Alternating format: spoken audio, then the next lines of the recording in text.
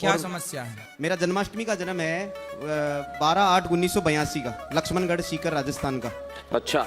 दुकान खरीदी, उसमें कारोबार किया। 2005 में उस कारोबार पे एक लड़की चढ़ती है, कहती है मेरे परिवार में जाके कि मैं इस लड़के से ही शादी करूंगी, नहीं तो कुएं में कूद के जान दे दूंगी।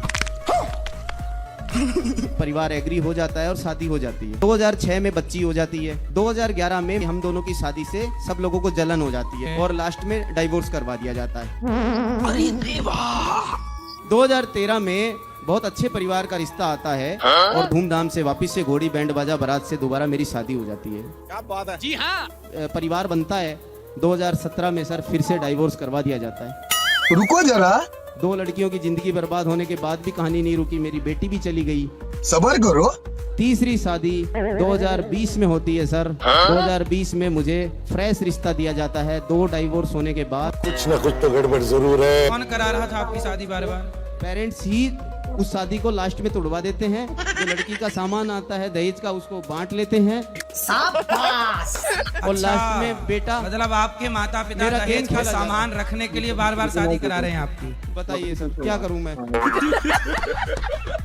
कुछ बना तीसरी शादी की जाती है, लड़की सामने से फ्रेश मिलती है। डबल डाइवोर्सी को फ्रेश रिश्ता दिया जाता है। रिश्ते आजकल इस तरह के हो गए, पैसों को देखते हैं।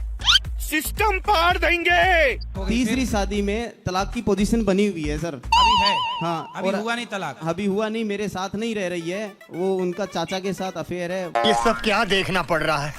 मतलब आपकी पत्नी का उसके अपने सगे चाचा से चक्कर है? हाँ हाँ हाँ, किदवाई नगर में रह रही है, ताहिनी श्रीवास्तव के नाम से तो है। आप तो कह रहे थे फ्रेश है। कितनी लड़कियों की जिंदगियां बर्बाद होगी सर, मुद्दा वो है। पिताजी लालची है मतलब है? सामान रख लेते हैं दहेज का, लड़की वाले लास्ट में दहेज का केस लगा देते हैं। पुलिस उठा के मुझे जेल में लॉकअप में बंद कर देती है। वहां से छूट के आता हूँ और लास्ट स्टेज में क्या होता है, डाइवोर्स करवा के फ्री हो जाते हैं। फिर दोबारा से रिश्ता आता है, हुआ एक बार खाई और एक बार आपका फिर भाग्य दलदल। गजब है, यहाँ आदमियों का एक ब्याह नहीं हो रहा है, आप 3 कर लिए। बत्ती रखा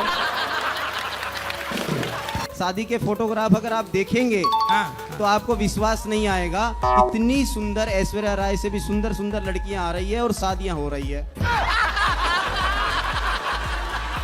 यहाँ आप रबड़ी खा रहे हैं, वहाँ कुछ लोगों को गुड़ नसीब नहीं है। ये अपने आप ही हो रही है। मैं प्रभु के पास जाके अर्जी लगाता हूँ और 3-4 साल होते हैं मैं घोड़ी पे बैठ जाता हूँ। क्या मालूम गुरुजी क्या हो रहा है। और 3-4 साल होते हैं फिर तलाक हो जाता है। ये जन्माष्टमी के जन्म के बाद से सर गोपिकाएं मेरे पीछे लगी हुई है। मैं घर से बाहर भी नहीं निकलता हूँ। तो आपको बार बार शादी करना अच्छा लग रहा है? नहीं, मुझे, मैं एक शादी करने वाला ही इंसान हूँ, मैं बार बार शादी करने वाला इंसान नहीं हूँ।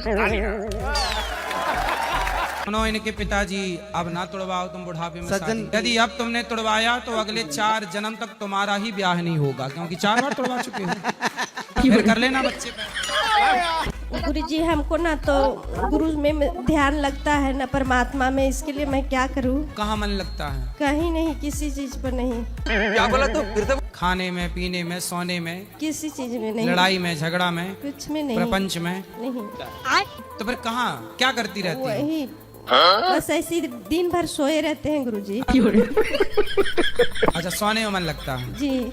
तो दिन भर सोती हो? हाँ गुरुजी। तो फिर खाती कब हो? शाम वो पूरा काम करके सुबह शाम पूरे दिन सोए रहती हूँ।